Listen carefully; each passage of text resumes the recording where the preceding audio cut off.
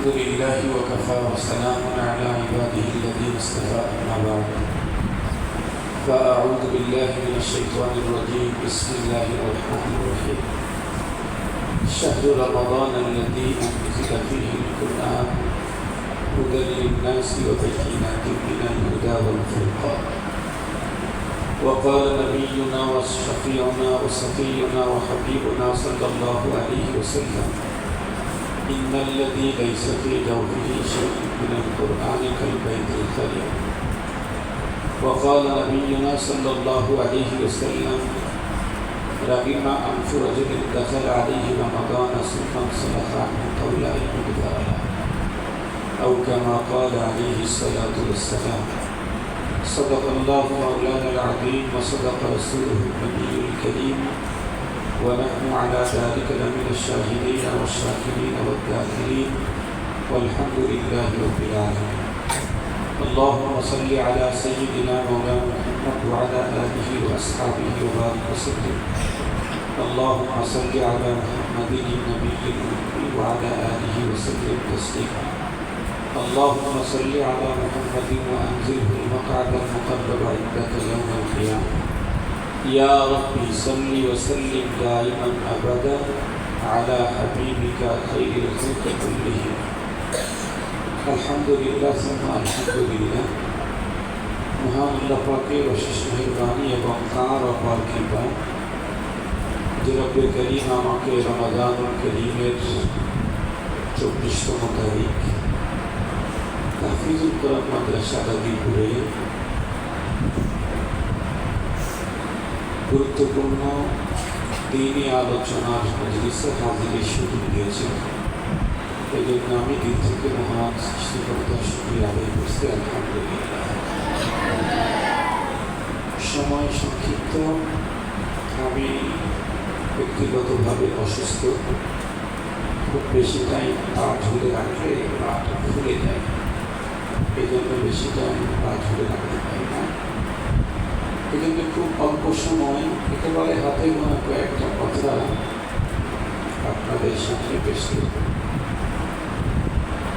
এক নম্বর কথা হলো, এই পৃথিবীতে যেদিন থেকে আমরা এসেছি,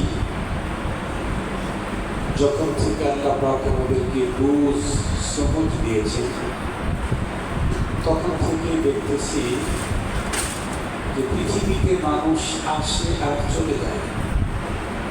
পৃথিবীতে মানুষ আসে আর চলে যায়। যেদিন মানুষ আসে সেদিন সকলেই আনন্দ করে, আর যে মানুষটা চলে যায় তখন সকলেই কান্না করে। মানুষের যখন জন্ম হয় তার আপনজন সহ সকলের মুখে যখন হাসি থাকে, খুব বেশি আনন্দ করে। আর যে মানুষটা চলে যায় তার আপনজন কান্নায় ভেঙে পড়ে। কোনো কোনো আপনজন বিরহ বিচ্ছেদের ব্যথা সইতে না পেরে অজ্ঞান হয়ে যায়, কেউ বা হার্ট ফেল করে, সেও দুনিয়া থেকে বিদায় নেয়। এই জিনিসগুলি আমরা দেখতেছি। তার মানেই হলো পৃথিবীটা আসা আর যাওয়া। এই পৃথিবী এটা একটা পান্থশালা, এর চেয়ে বেশি কিছু। পৃথিবীতে এসেছি, চলে যেতে হবে। কোরআনে হাকিমে আল্লাহ তাআলা সূরা আলে ইমরানের 185 নম্বর আয়াতে কারিমা সবার শেষে বলেছেন, ওয়ামাল হায়াতুদ দুনিয়া ইল্লা মাতাউল গুরুর। আল্লাহ পাক বলেন, পৃথিবীর এই হায়াত এটা হলো ধোঁকার সামগ্রী, ধোঁকা। তো পৃথিবীতে আসা এবং যাওয়া আমরা খুব লক্ষ্য করলে দেখব। আমি আমার মসজিদের মুসল্লিদেরকে অনেক সময় বলি যে দেখেন, আমরা যখন ছোট ছিলাম তখন জুম্মাবারে মসজিদে গিয়ে সামনের কাতারে বসার চেষ্টা করতাম। মুরব্বীরা আমাদেরকে পিছিয়ে দিয়ে জোর করে বলতো, এই তোরা বাইরে যা, বাইরে যা, বারান্দায় যা, বারান্দায় যা, তোরা সামনে আসতোস কেন? আগে কাতারে যেতে চাইলে আমাদেরকে পিছিয়ে দেওয়া হতো। ধীরে ধীরে কাতার আগাইতে এখন আমরা ইমামের একদম পিছনের কাতারে এসে উপস্থিত হয়েছি। এখন যদি আমরা পিছনে দাঁড়াইতে চাই, মানুষ জোর করে আমাদেরকে সামনের কাতারে আগায়। যে কাতার পর্যন্ত আসছি এর সামনে আর কোনো কাতার নেই। ইমামের পিছনে যে কাতার আছে তার সামনেও কোনো কাতার আছে নেই। তার মানে আমার অগ্রসর হওয়ার সময় শেষ। আমি আর এক ধাপ আগাইতে পারবো, সেটা ইমাম সাহেবের সামনে যাব। তখন জীবিত না মরা? মরা। ইমাম সাহেবের সামনে এখন আমার আর একবার আগানো আছে, সেটা ইমাম সাহেবের সামনে। সেটা কি জীবন্ত মানুষ না মরা মানুষ? কাফনে পেঁচিয়ে জানাজার জন্য ইমামের সামনে দেয়। তার মানে আমরা যারা বড় হয়েছি আমাদের আগানো শেষ, সামনেই কবর। আমরা দেখতেছি অনেক সময় আগে ছিল, এখন তো সব জায়গায় ব্রিজ হয়ে গেছে। এক ভদ্রলোক, গ্রামের লোক, ঢাকা শহরে আসছে, এসে যখন ফ্লাইওভার দেখতেছে সে তখন বলে যে ঢাকা শহরের মানুষের আকল নাই। কে? আমাদের এলাকাতে কত পানির ভিতর দিয়ে মানুষ যায়, সেখানে ব্রিজ নাই, আর এখানে কোনো পানি নেই, কিছু নাই, শুকনো জায়গায় ব্রিজ দিয়ে রাখছে। গ্রামের মানুষ তো বলতেছে যে দেখো ঢাকা শহরের মানুষের আকল নাই, এরা শুকনো জায়গায় ব্রিজ দিয়ে রাখছে। গ্রামগঞ্জের মানুষ কত পানি কষ্ট করে পার হয়ে যায়, সেখানে ব্রিজ নেই, শুষ্ক জায়গায় ব্রিজ দিয়ে রাখছে। তো আগে অনেক জায়গা ছিল মানুষ পানিতে হেঁটে যেত, ওই তখন পারাপার করতে হলো নৌকাতে। মানুষ দাঁড়ায় থাকতো, সিরিয়ান ধরে হাওয়া রাখতো, মাঝি এসে পার করে দিত। সবাই ওপারে যাওয়ার অপেক্ষায়, পৃথিবীর প্রতিটি মানুষ ওপারে যাওয়ার অপেক্ষায়, পৃথিবীর প্রতিটি মানুষ ওপারে যাওয়ার অপেক্ষায়। আজরাইল আলাইহিস সালাম উনি পারাপারের দায়িত্বে আছেন, উনি পার করতেছেন, আমরা ওপারে যাওয়ার অপেক্ষায় আছি। আজরাইল আলাইহিস সালাম যখন ডাক দিবেন, আসেন আপনার ওপারে যাওয়ার পালা, তখন সে কি রিকশায় না বক্তব্যে, রাস্তায় না রাজপ্রাসাদে, সে কি ওয়াজের মঞ্চে না গাড়িতে না বাড়িতে, সে কি বাসঘরে, সে কি হাসপাতালে, কিছুই দেখবেন। তাই আসতে চলে যেতে হবে। লিকুল্লি উম্মাতিন আজাল, ইযা জাআ আজালুহুম লা ইস্তাখিরুনা সাআতান ওয়া লা ইস্তাকদিমুন। খুব ভালো করে বুঝতে হবে কথা বলি। তাহলে পৃথিবীর প্রান্তে চলা, এসেছি, চলে যেতে হবে, অপেক্ষায় আছি পারাপারে। তো ওপারে গেলে কোরআনে হাকিমে আল্লাহ তাআলা সূরা আলে ইমরানের 85 নম্বর আয়াতে কারিমাতেই বলেছেন, وَإِنَّكُمْ تُوَفَّوْنَ أُجُورَكُمْ يَوْمَ الْقِيَامَةِ فَمَنْ زُحْزِحَ عَنِ النَّارِ وَأُدْخِلَ الْجَنَّةَ فَقَدْ فَازَ। আল্লাহ তাআলা বলেন যে এই পৃথিবীতে যতদিন ছিলা, যে কাজগুলি করেছো সেই কাজের পরিপূর্ণ প্রতিদান কিয়ামতে দেওয়া হবে। তার মানে দুনিয়াতে ভালো কাজ করে যদি এর প্রতিদান কিছু পেয়ে থাকে, এটা পুরোপুরি, এটা স্যাম্পল, এটা অল্প কিছু। যদি মন্দ কাজ করেও কেউ পানিশমেন্ট পেয়ে থাকে, এটাও পুরোপুরি পাওনা না, পুরোপুরি পাওনা পরে পরপারে। আল্লাহ বলেন وَلَنُذِيقَنَّهُم مِّنَ الْعَذَابِ الْأَدْنَىٰ دُونَ الْعَذَابِ الْأَكْبَرِ لَعَلَّهُمْ يَرْجِعُونَ। আল্লাহ পাক বলেন ফাইনাল শাস্তি তো পরে, দুনিয়াতে আযাবে আদনা, স্যাম্পল। ভালো কাজ করলে যা পেয়েছি, স্যাম্পল পৃথিবীতে পেয়েছি, মূল পাওনা তো পরপারে। তো মানুষ ভালো করুক আর মন্দ করুক, এর পাওনা পরপারে সে পুরাপুরি পেয়ে যাবে। কিন্তু ভালো করে বুঝতে হবে, তাহলে আমরা পৃথিবীতে এসেছি চলে যাওয়ার জন্য, আর পরপারে আমাদের জীবনের প্রতিটি কর্মের প্রতিদান পুরাপুরি দিয়ে দিবে না টাকা। সঙ্গত কারণেই আমাকে ভালো কাজ করতে হবে, মন্দ কাজ ছাড়তে হবে। ভালো কাজ করতে হবে, মন্দ কাজ ছাড়তে হবে। যে মানুষটার জীবনে ভালো কাজ বেড়ে যাবে, মন্দ কাজ কম হবে, সে ব্যক্তি পরপারে জাহান্নাম থেকে মুক্তি পেয়ে জান্নাতে যাবে। আল্লাহর কোরআনে আল্লাহ তাআলা বলেন যে পরপারে যে মানুষটা জাহান্নাম থেকে মুক্তি পেয়ে জান্নাতে ঢুকলো সে হলো সফলকাম, সেই প্রকৃত সার্থক। তো পরপারে যদি আমরা জান্নাতে যেতে চাই, রব্বে কারীম জান্নাত আমাদের জন্যই বানিয়েছেন। রব্বে কারীম জান্নাত আমাদের জন্যই বানিয়েছেন এবং আমাদেরকে তৈরি করে পৃথিবীর কোটি কোটি নেয়ামত আমাদের কল্যাণে পৃথিবীতে আল্লাহ তাআলা দিয়েছেন। রব শুধু সিস্টেম দিয়েছেন, এই কথাগুলি মানো, এই কথাগুলি এটা করো, এটা করো না।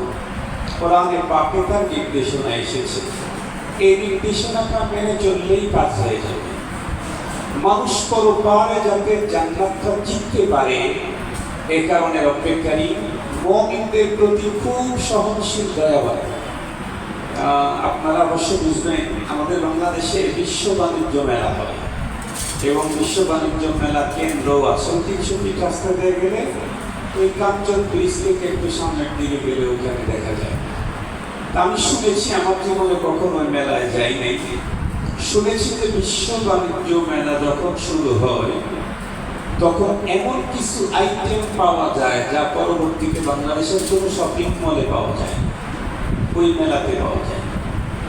অথবা যদি শপিং মলে পাওয়া যায় অনেক দাম দিয়ে কিনতে হয়, অত সস্তা কোথাও পাওয়া যায় না, বাণিজ্য মেলায় যত সস্তা পাওয়া যায়।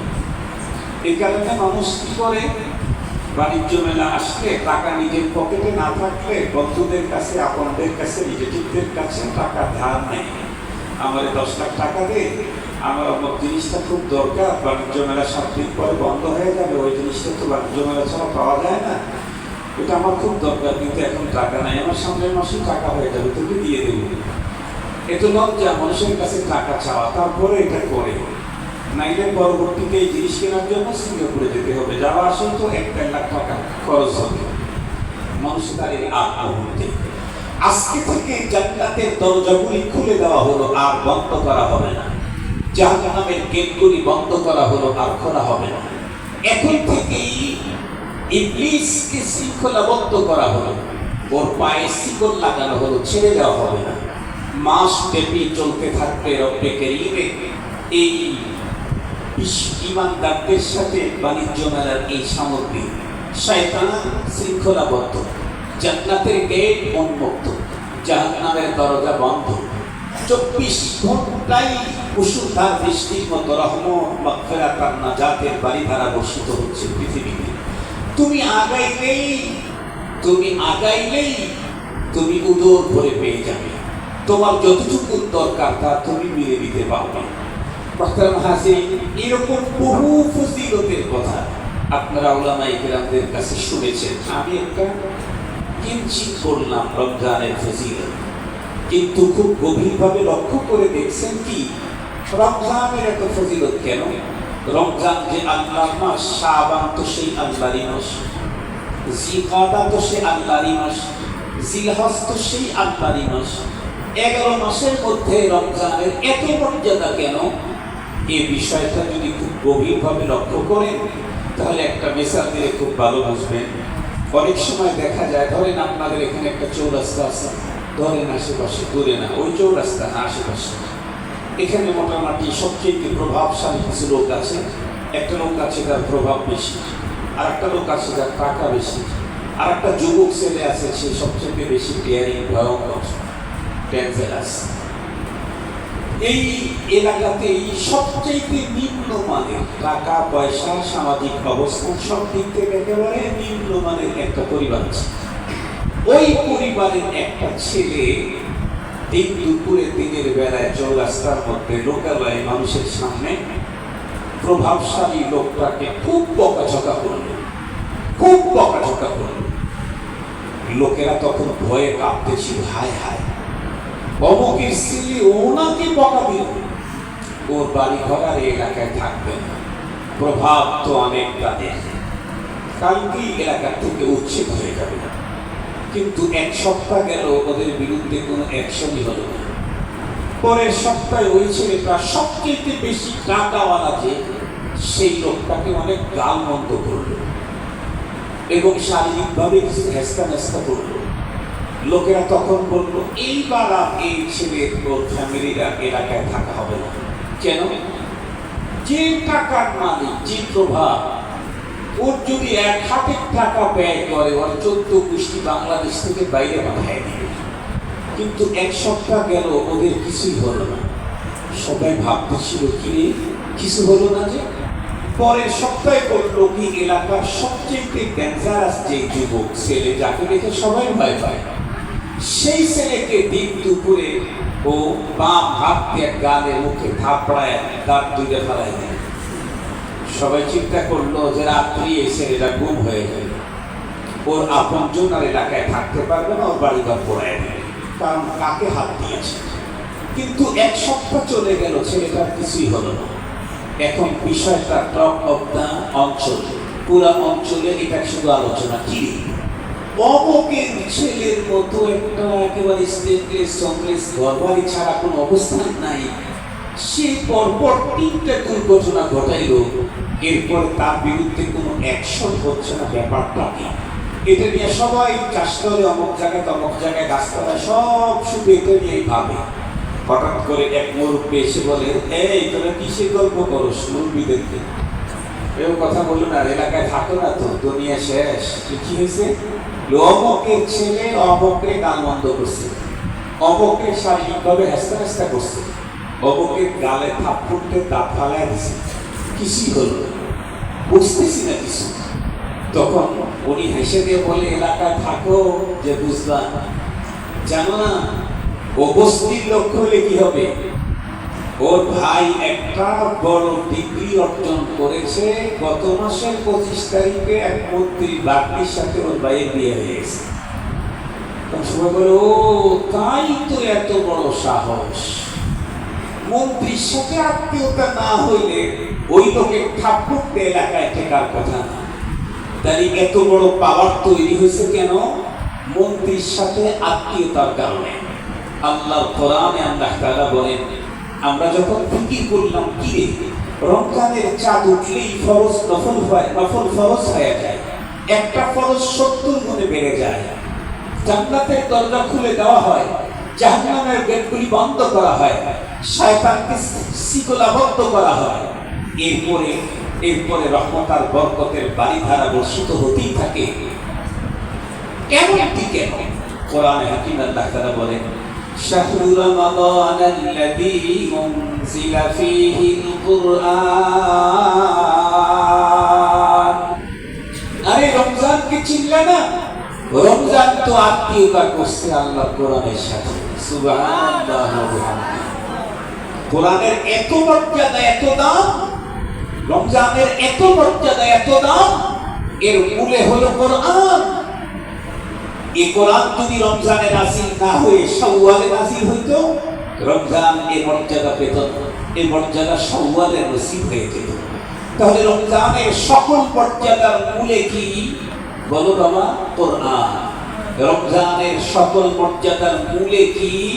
কোরআন। শুধু কি তাই? পৃথিবীর সমস্ত নবীর উম্মতের মধ্যে আমরা শ্রেষ্ঠ উম্মত। আমরা শ্রেষ্ঠ উম্মতের মূলে কি? কোরআন। পৃথিবীর অন্য উম্মতদের সংবিধান ছিল অন্য আসমানি কিতাব, আর আমাদের সংবিধান হলো কোরআন।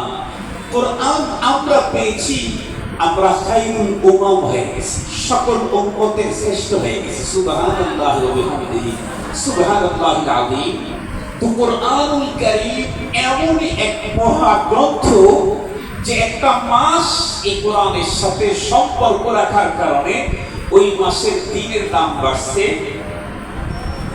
ওই মাসের রাতের দাম বাড়ছে, ওই মাসের সকালের দাম বাড়ছে, ওই মাসের সন্ধ্যার দাম বাড়ছে, ওই মাসের বিকালের দাম বাড়ছে, ওই মাসের প্রতিটি মুহূর্তের দাম বাড়ছে, শুধু কোরআনের সাথে সম্পর্ক রাখার কারণে।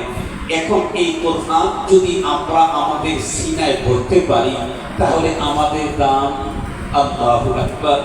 সকল রাতের মধ্যে লাইলাতুল কদরের মর্যাদা যেমন, সকল মানুষের মধ্যে কোরআন যার সিনায় আছে তার মর্যাদাটা তেমন।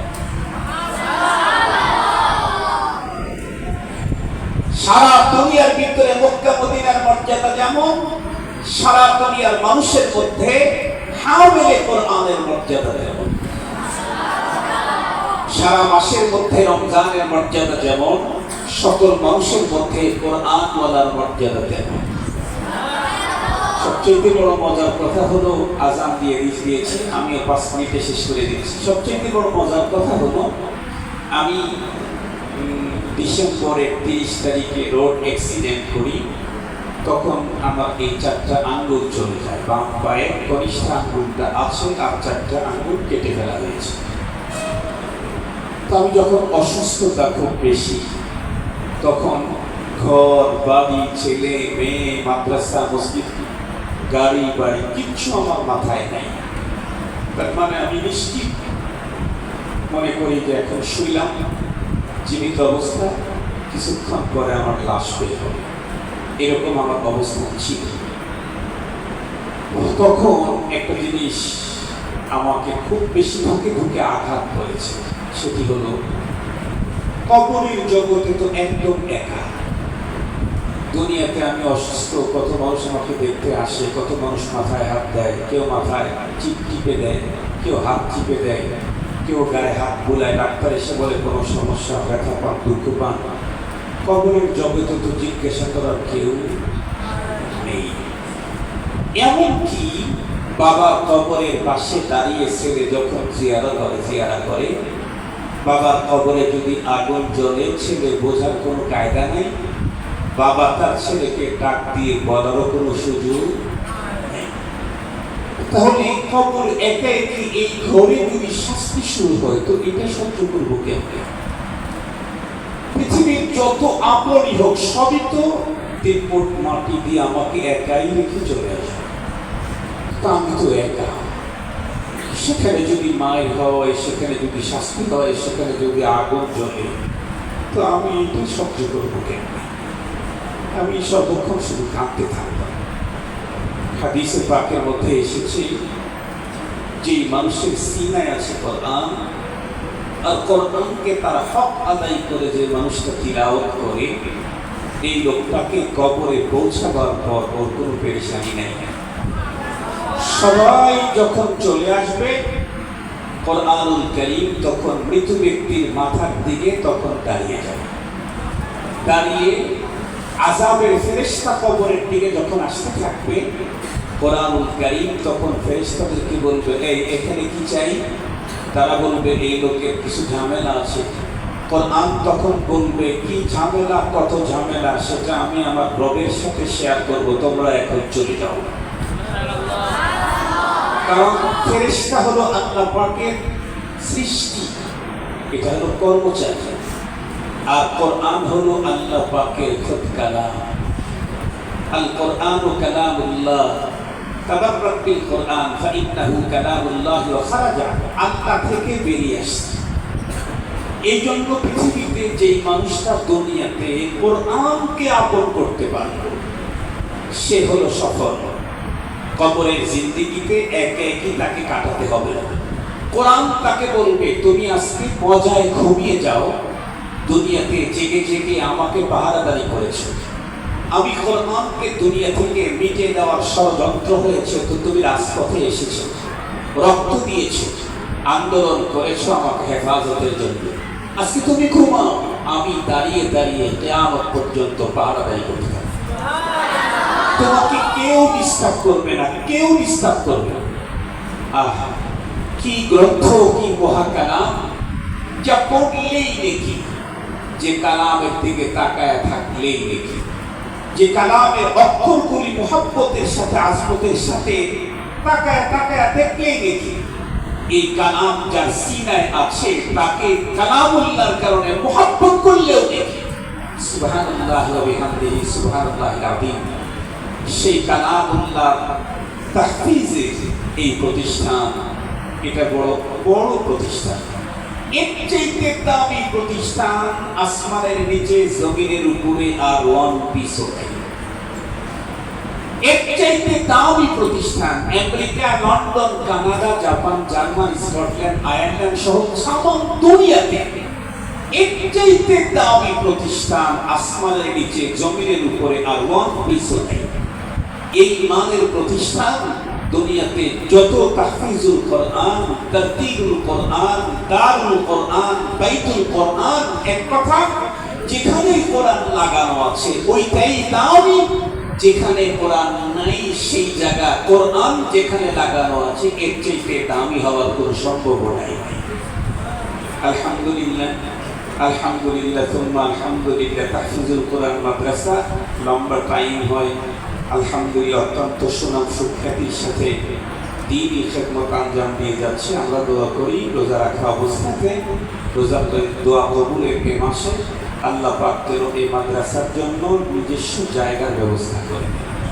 আল্লাহর জমিনে কত কাফের, বেঈমান, মুশরিক, মুলহিদ তাদের জায়গা আছে। আল্লাহ পাক ওয়ালাকাল মুলকু কুল্লুহু ওয়ালাকাল মুলকু কুল্লুহু বিয়াদিকাল আমরু কুল্লুহু ইলাইকা ইয়ারজিউল আমরু কুল্লুহু ইন্নাকা আলা কুল্লি শাইইন কাদির। ইয়া হাইয়্যু ইয়া কাইয়্যুম বিরহমাতিকা নাস্তাগীস।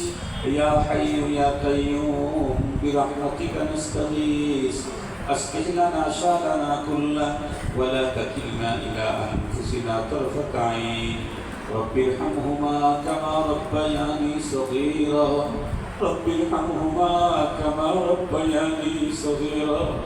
ربنا هب لنا من أزواجنا وذرياتنا قرة أعين واجعلنا للمتقين إماما. اللهم اهدنا واهد بنا واهد الناس جميعا. اللهم اهدنا واهد بنا واهد الناس جميعا. اللهم اهدنا الصراط المستقيم صراط الذين أنعمت عليهم غير المغضوب عليهم ولا الضالين. مولاي كريم তাহফিজুল কোরআন মাদ্রাসা গাজীপুরের ইন্তেজামে আয়োজিত আজকের আলোচনা দোয়া অনুষ্ঠান। হায় আল্লাহ, আমি একজন অসুস্থ মানুষ, লম্বা সফর করে আসছি, মুসাফির। আল্লাহ, এই পৃথিবীর সবচেয়ে শ্রেষ্ঠ মানুষ তোমার রাসূলের ঘোষণা অনুযায়ী হামিদিনের পর আপনার জন্য তৌফিককে সঙ্গে করে সিয়ামরত অবস্থায় তোমার আলিশান দরবারে হাত দুখানা উঁচু করেছি মাগফিরাতের দিনে। আল্লাহ, তুমি আমাদের প্রত্যেককে মাফ করে দাও। আল্লাহ, আমাদের আপনজন যারা দুনিয়া ছেড়ে চলে গেছে তাদেরকে চিরস্থায়ী ক্ষমা করে কবরটা জান্নাত বানায় দেয়। আল্লাহ, আমাদের ছেলে মেয়ে, ভাই বিরাদার, বন্ধু বান্ধব, আপনজন যারা দুনিয়াতে আছে সুস্থতার সাথে নেক হায়াত বাড়ায় দেয়। ভবিষ্যৎ প্রজন্ম যারা আসবে তাদেরকে কুফরি, শিরকি, বেদাতের ছোঁয়া থেকে হেফাজত করো। আয় মাওলানা কারীম, এই তাহফিজুল কোরআন মাদ্রাসার ছাত্র ওস্তাদদেরকে তুমি কবুল ফরমাও। আল্লাহ, তাহফিজুল কোরআন মাদ্রাসার জন্য নিজস্ব একটু জায়গার ব্যবস্থা করে দাও। আল্লাহ, তোমার জমিনে তোমার কোরআনে পাকের তিলাওয়াতের জায়গা হবে না তো হবে কোথায়? ইয়া আল্লাহ, তুমি মাদ্রাসার জন্য নিজস্ব একটু জায়গার ব্যবস্থা করে দাও। আয় মাওলানা কারীম, দেখতে দেখতে তো রমজান শেষই হয়ে গেল। আমাদের মাফ হয়েছে কিনা আমরা জানি না। আবার রমজান পাবো কোনো গ্যারান্টি নেই। এর আগেই তো কবরস্থ হয়ে যেতে পারি। আল্লাহ, তোমার কুদরতের পায়ে ধরে বলি, তুমি তো প্রতিদিন লক্ষ লক্ষ মানুষকেই মাফ করে দিচ্ছ। আল্লাহ, যাদেরকে মাফ করতেছো তাদের কাতারে আমাদেরকে শামিল করে নাও।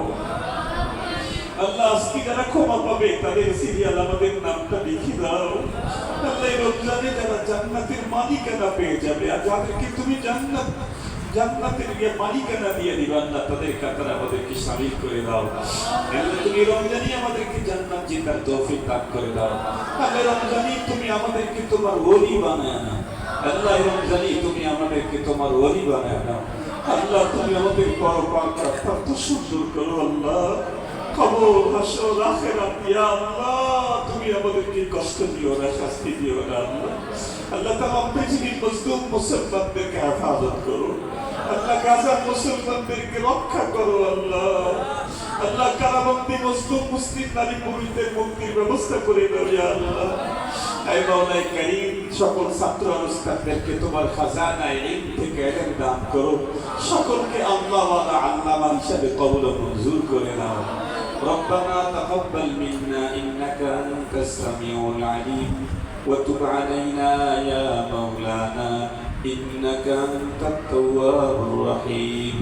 وصلى الله تعالى على خير خلقه محمد وآله وأصحابه أجمعين برحمتك يا أرحم الراحمين. السلام عليكم ورحمة الله.